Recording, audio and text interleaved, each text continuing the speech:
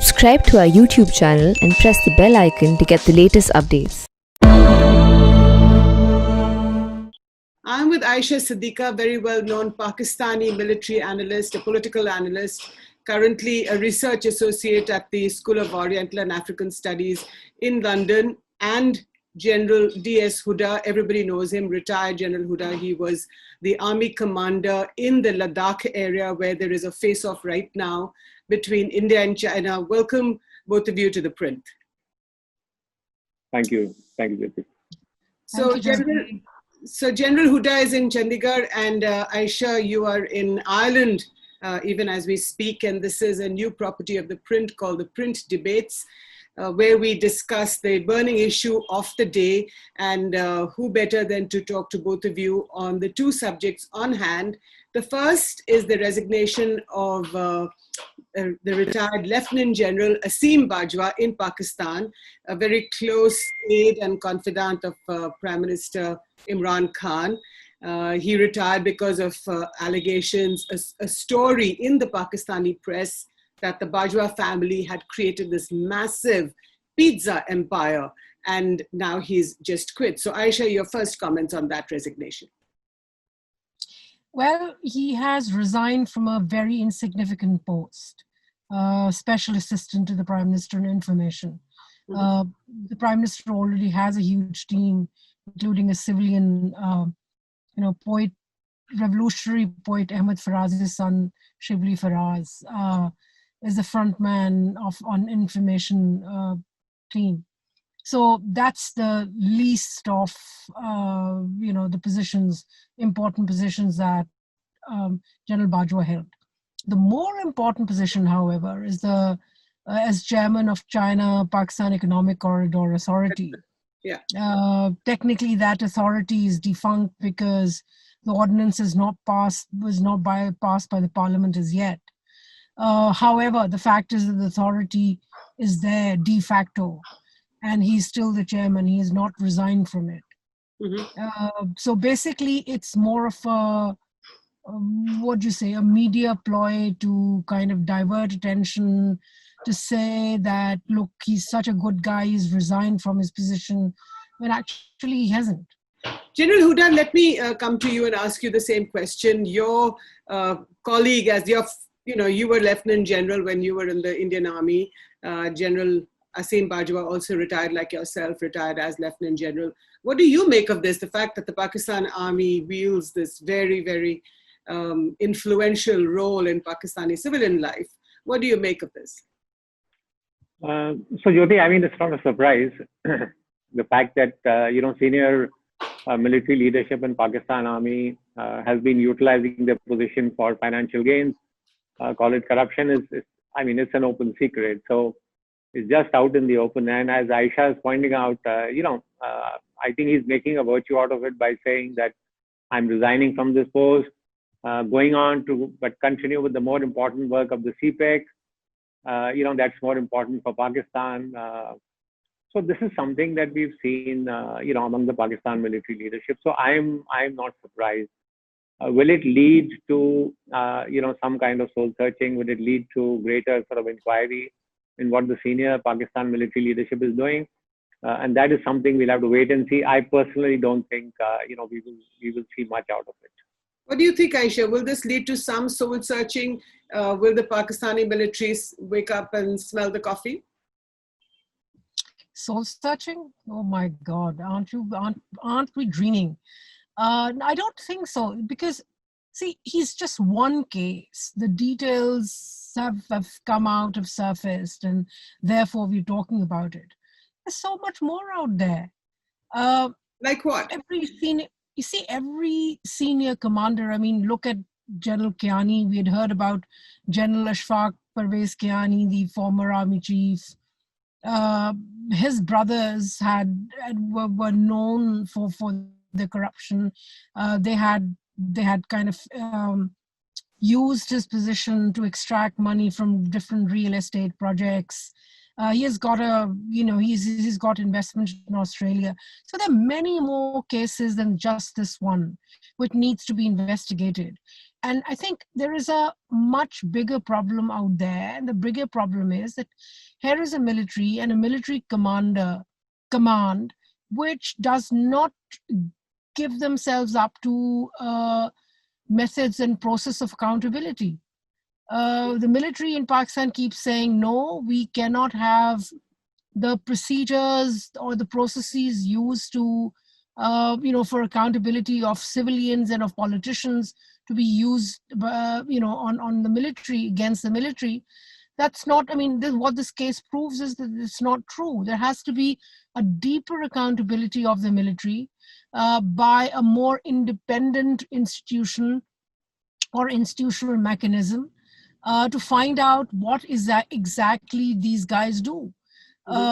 It's just one case which has surfaced. There are many more which are out there. What do we know about Pervez Musharraf's wealth?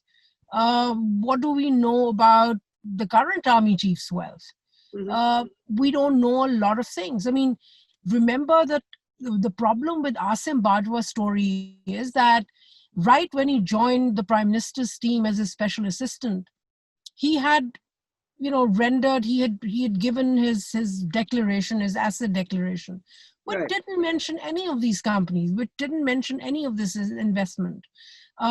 What is about his money trail? He says that he invested $73,000 and then the families now, they have the company worth is about $70 million. Right. Now, what is that, where is that money trail? We're constantly asking questions about politicians and their money trails. Of course, I believe that trail should also be, provided, and there should be an across the board accountability. Right. But the issue here is across the board accountability. And is the army ready for it? I don't think so. Right. General Hooda, let me ask you a somewhat different question, and we will circle back to Pakistan. The situation in Ladakh, where the Indian Army and the Chinese PLA are not eyeball to eyeball, but certainly they are across the Pangong Tso. The reports are that the Indian Army has taken the heights overlooking Chinese positions within India's side of the line of actual control. What do you make of it? So Jyoti, in short, I think we just, climbed up one more step up the escalation ladder. Yes, the initial transgressions by the Chinese were extremely serious. But the fact is then, they got localized to about 3 areas where discussions were on. And now suddenly you have another fresh area, popping up. We know the LAC is undefined. We know there is a great deal of mistrust on both sides. We know there are thousands of soldiers sort of facing off each other. And therefore, will this or could it expand to other areas? I dare say it could. And that's why I'm saying, we seem to have just escalated, one more rung as far as India-China relations are concerned. So how we handle this, I think, will be very crucial. Otherwise, you could see the LAC somewhat resembling the line of control with Pakistan, where you have enormous tension on both sides. So you have the tension along the LOC between India and Pakistan, the line of control, and now you have this tension between India and China on the LAC, the line of actual control. Do you think India is ready to handle both these tensions? And I'm not even talking about a two-front war, a phrase that is so bandied about so frequently these days. So I think in the current situation, Jyoti, the way things are along the line of control and the LAC, I think the Indian Army is quite well sort of equipped. Both the lines are quite well manned by the Indian military. I don't think there has been, I'm 100% confident that there has not been any thinning out, for example, from the line of control towards the line of actual control. So whatever additional troops have come in from the hinterland, come in from the reserve formations. So as things stand, I don't see, some major pressure on the Indian military handling both the LOC and the LAC right now. As you said, we are not talking about a two-front war. That's a completely different kind of scenario. Right. Aisha, how do you see it from your perch at at SOAS in London? And of course, you know the military, the Pakistani military really well. You've written 2 books on it. How do you see the India-China face-off? Well, Jyoti, you might have come across the article that I wrote initially when this whole thing started off at the between China and India at LSE. I don't think that Pakistan is really pushing India hard on the other front. Mm-hmm. And in fact, India does not face a two-front situation at the moment. LOC is there, and all LOC, you know, it's been burning for a long time. I mean, that amount of tension is there. But what I think what Bajwa seems to have, General Bajwa still seems to be sticking to is the army probably the army chief. Is probably some promises that he might have made in Britain, at least, or in Washington, that he's going to control militants. The militancy is fairly under control, and there may be border crossings, but it's still not something which is, the border crossings have not increased. I don't see any reports from the Indian side that there is that amount of tension has increased. I think from Pakistan's perspective, there are 2 issues here. One is that the army itself feels that Pakistan needs to recover its image in order to move on. I mean, Pakistan's basic problem is its Achilles heel is its financial issues. Right. It doesn't have the money. I mean, the problem is that it had to go to the IMF to get $6 billion. Comes COVID, it got relief from IMF, from the World Bank, yet money is an issue. And with FATF, which is Financial Action Task Force, hanging on Pakistan's head like a sword, I think it has to be very careful. So on the one hand, but the other thing is that the Kashmir issue, I think it believes that China has the capacity to now, to do the heavy lifting on Kashmir.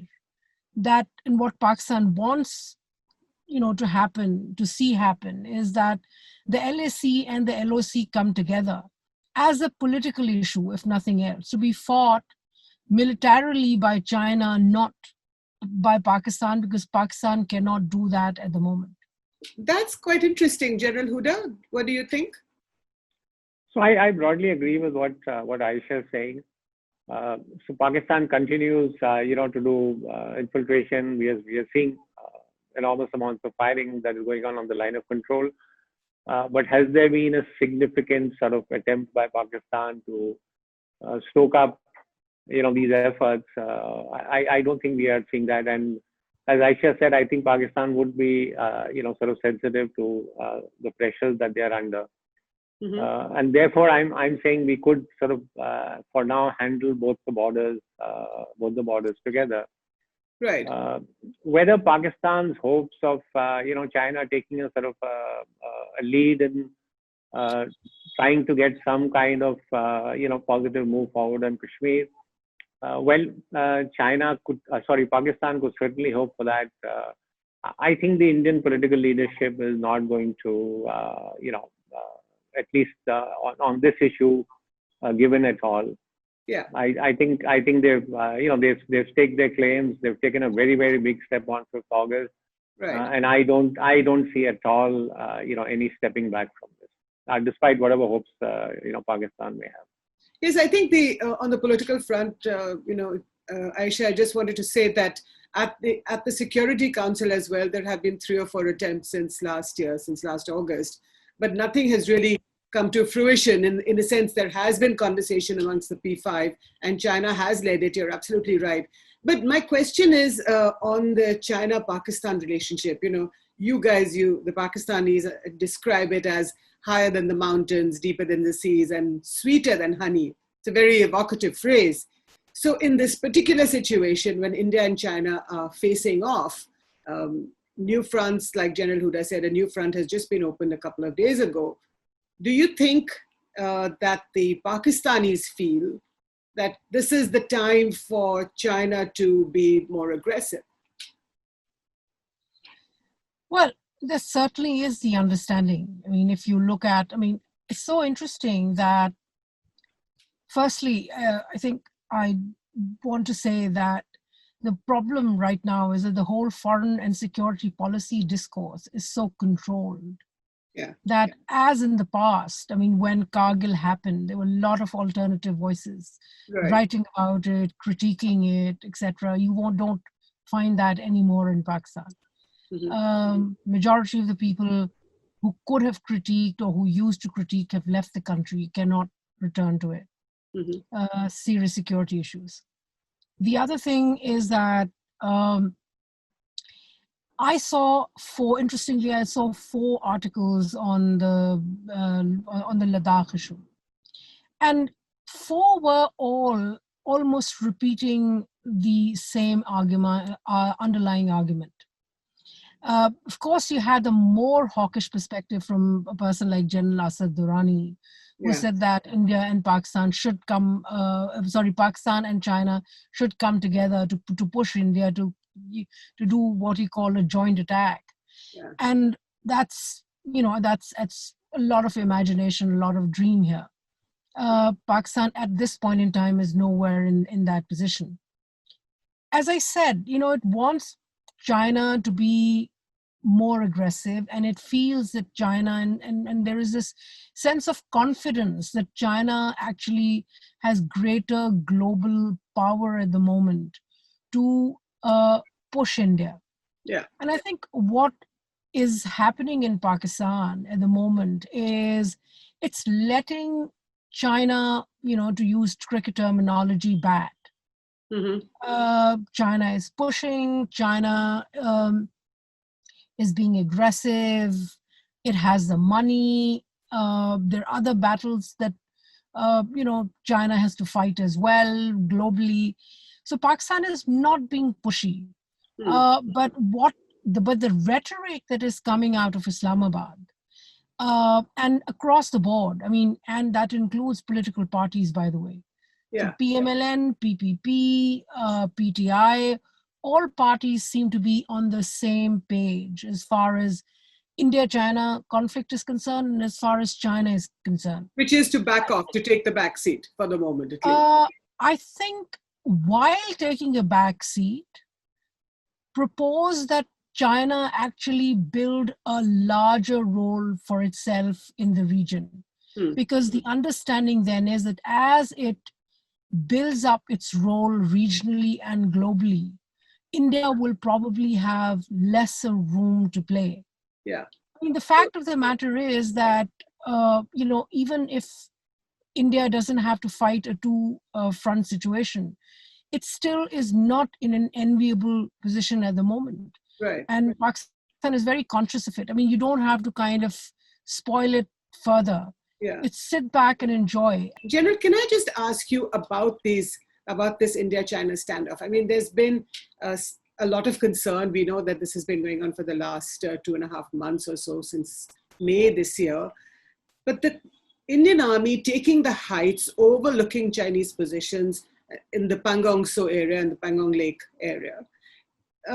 What does that say to you? I know you said earlier that you were concerned that this could open up other fronts along the 3,800 kilometer long LAC. But for the moment, is it sending a signal to the Chinese? Sure, it is, Jyoti. I think, the Indian Army has decided that a purely sort of, defensive approach. Yes, there are talks going on between military commanders, also at the diplomatic level.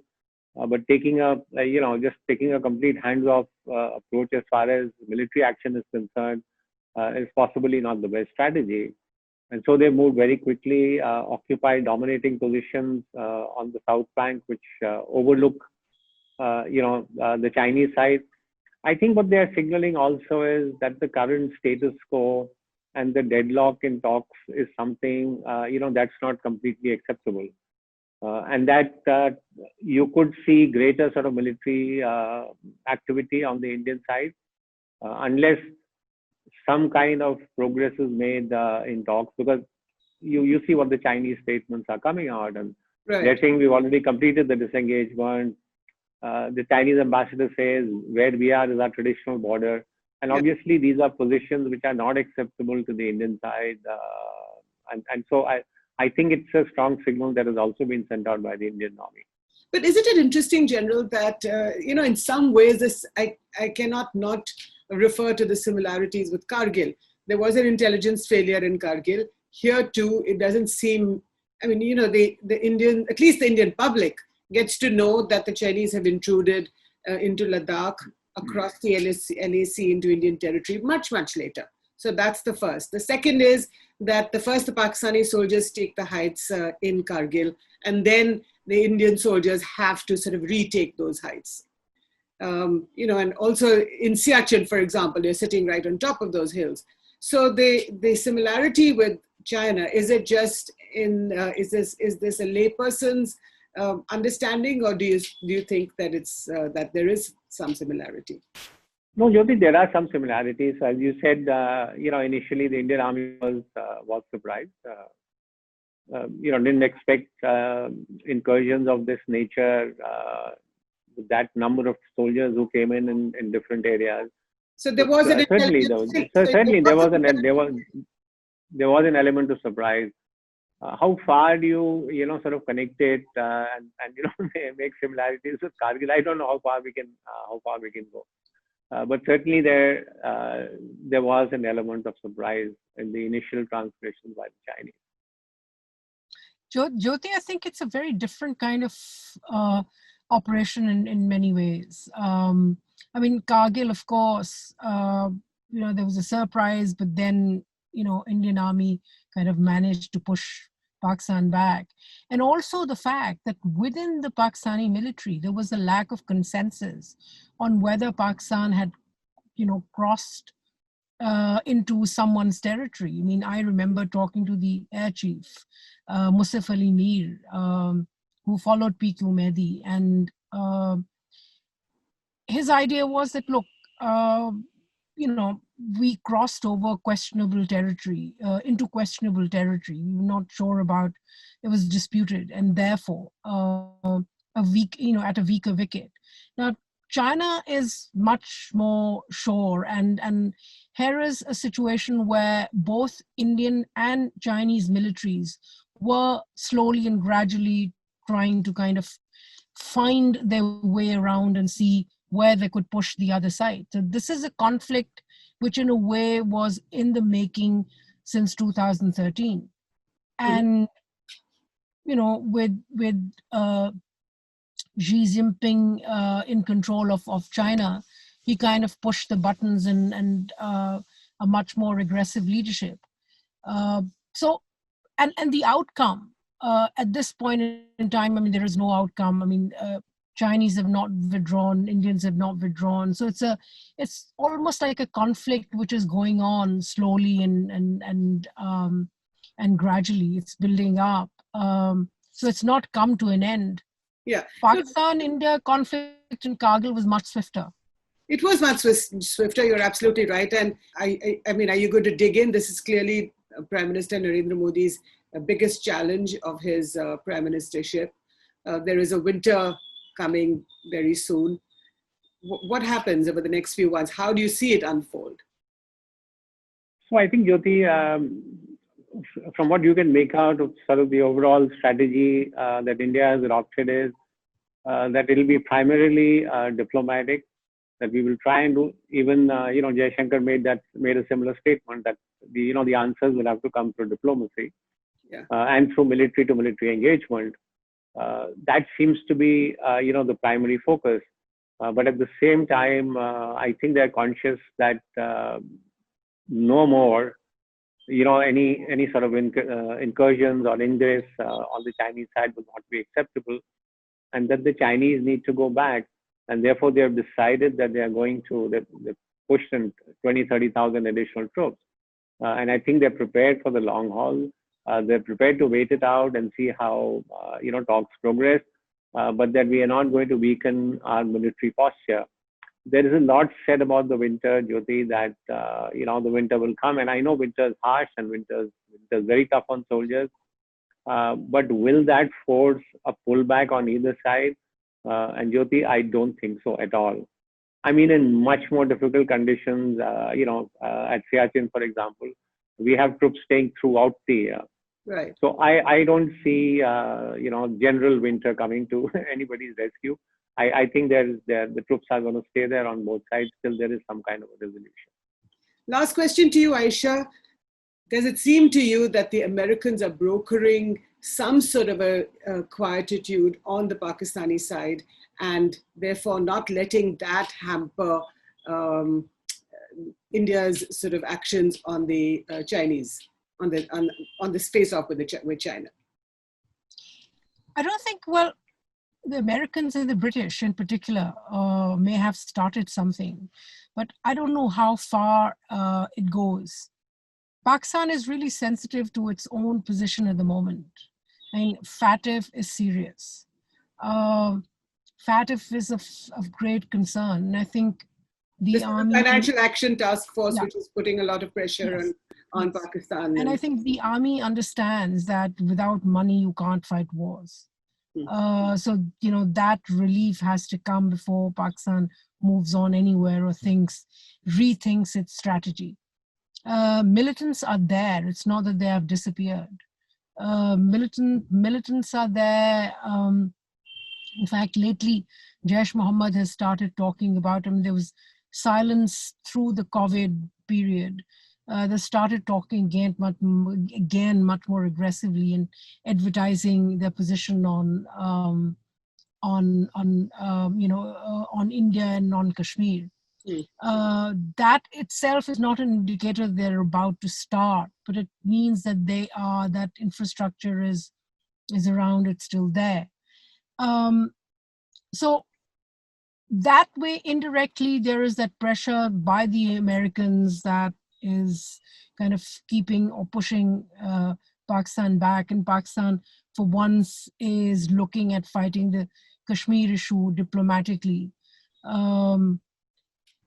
How aggressive they can be on that front is another question. But things are there, and it's because of Pakistan's domestic and financial issues that I think things are where they are. And I think right now the problem is that under Donald Trump, for example, America has been absent in actually talking between India and Pakistan. For once, as tension increased, there was nobody to talk.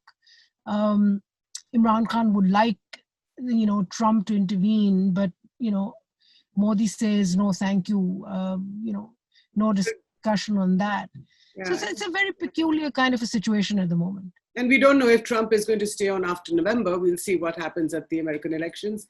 But thank you both so much. Ayesha Siddiqa in London and in Ireland right now. General Hooda, thank you so much both for your time.